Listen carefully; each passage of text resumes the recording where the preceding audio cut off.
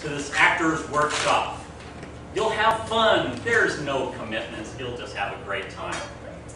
This was a challenge set forth by Donna Lee Taylor there in the back billowing before us at a Toastmasters meeting a few months ago. 4 of us took her up on that challenge. John Sines, David Ashley, Bob Richard, and myself. We did have a great time. It was fantastic ad-libbing, which Toastmasters prepares us for, and just hamming it up.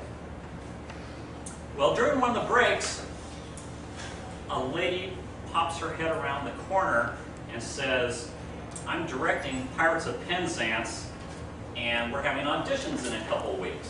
It's open if anyone wants to audition."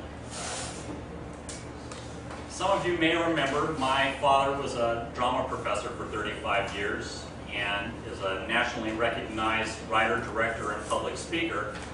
And I am the only one in my family to successfully dodge the stage. But I'm thinking to myself, you're retired now, you've vowed to start facing your fears, just go for it. So I go back on the laptop and I'm hunting and pecking, which is kind of hard. And I'm researching audition songs. I know that Gilbert Sullivan specializes in patter songs, which are fast-paced, quick, rhyming, tongue-twisting songs. And I've seen Pirates of Penzance realistically about 30 times, so I know what I'm in for. I find a song from Oliver and I go down, I memorize it, I go down to the audition. And when you go down to the audition, you need to provide the director with a headshot, an 8x10 headshot with your resume stapled to the back, which Donna Lee graciously schooled me on how to prepare. I go down to the audition, and when you do, they hand you a card, and it says, what role are you auditioning for, and are you willing to take other roles? My sister and father said, audition for the Major General. It's the most prestigious one in the play. Also the hardest. Of course I wussied out, and I auditioned for the Police Sergeant, which has only 2 solos. Thank God I didn't even get that. But the director calls me up a couple days later and says, we would like for you to be one of the grunt policemen. I said, fantastic. I retired after 28 years as a grunt policeman. I'm comfortable with that. And a couple days later, she calls me up and says, you know, Bill, we're short on pirates. Since the policemen don't come in till Act 2, would you mind being a pirate also in Act 1?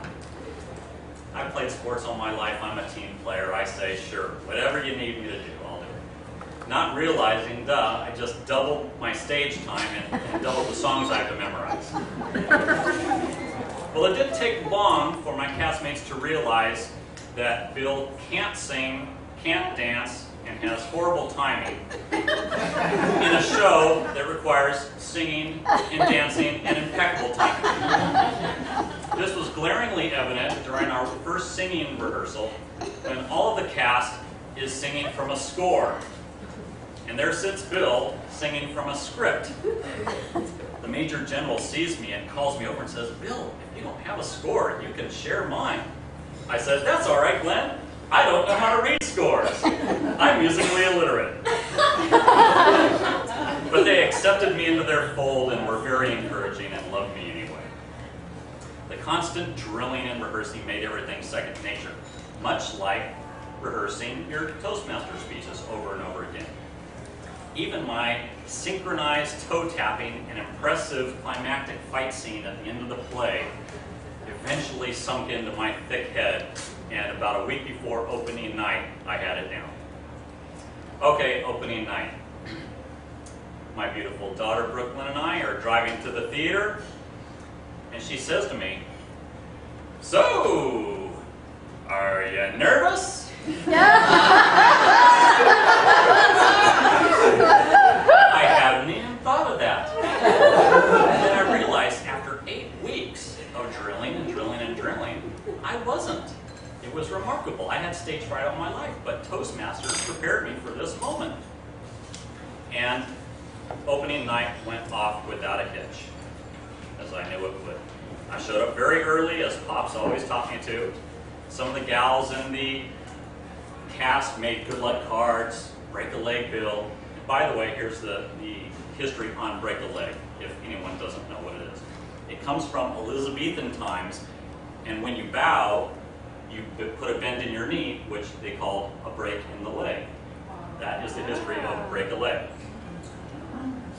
So we all had a good time providing Febreze to the dressing room because they get a little sweaty after 5 weeks of performing.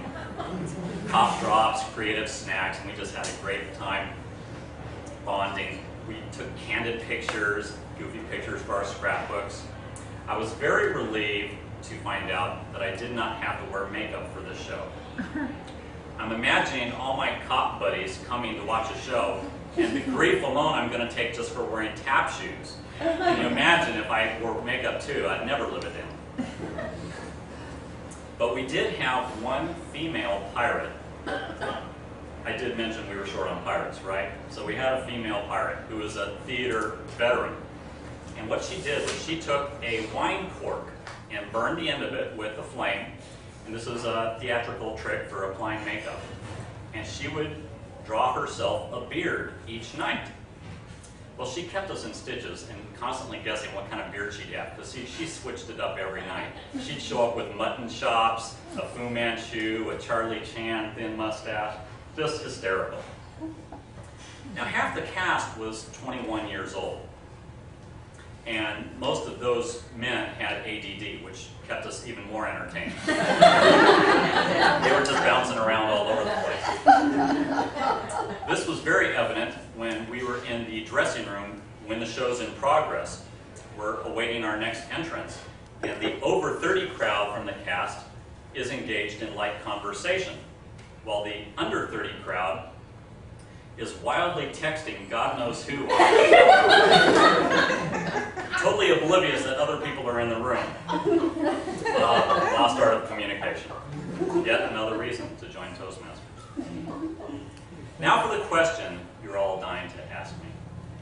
Bill, is it true that theater people in general are liberal?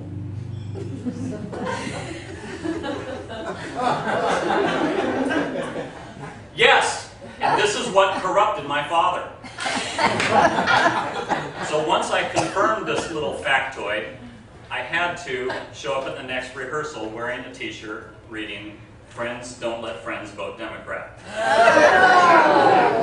We all must do our part. There are advantages, though, to a liberal cast. We had one shared dressing room for both genders. I won't lie, it wasn't completely unpleasant.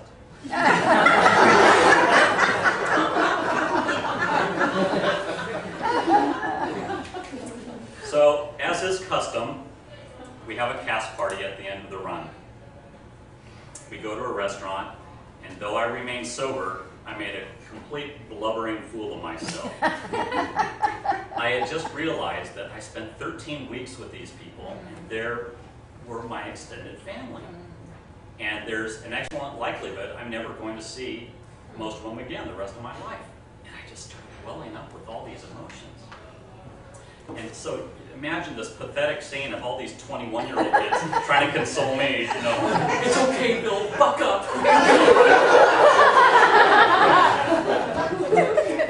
But the whole experience gave me an incredible joie de vivre that is just so hard to put into words. So I will use the words of Sally Field. I loved it. I really, really loved it. Donna Lee, thank you very much for putting this into my life.